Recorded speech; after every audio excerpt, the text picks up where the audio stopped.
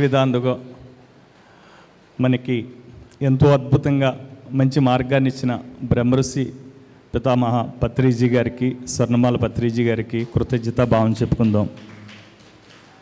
మరి అదే విధానంగా కూడా దాక్షారం భీమేశ్వర స్వామి అన్న భీమకండ అన్న వినాదంతో 108 శివాలయాలు, నక్షత్రపాద శివాలయాలని యజ్ఞం మరి చేయటం జరుగుతుందంటే ప్రతి సోమవారం కూడా ఎంతోమంది ఈ భీమకండకి మరి ప్రతి సోమవారం కూడా ఎంతో అద్భుతంగా మహిళలు అలాగే పురుషులందరూ కూడా మరి చక్క ప్రతి సోమవారం కూడా వచ్చి అద్భుతంగా జయప్రదం చేస్తున్నారు.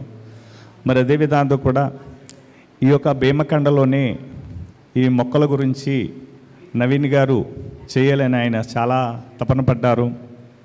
నిజంగా చెప్పుకోవాల్సి వస్తే నవీన్ గారు రాజమండ్రి కానీ లేకపోతే యానం కానీ తాళరావు కానీ ఎక్కడో చోటను చేయాలన్న తపంతో ఆయన వచ్చారు.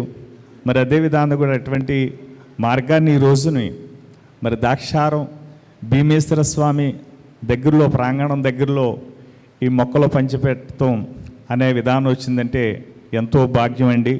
మరి అదే విధానంతో కూడా ప్రతి ఇంటింటికి పాంప్లెట్ ఇస్తూ ధ్యానం కోసం చెప్తూ, కానీ చాలామందికి తెలియదు 108 శివాలయాల గురించి, ఈ నక్షత్రపాద శివాలయాల గురించి చాలామందికి తెలియదు.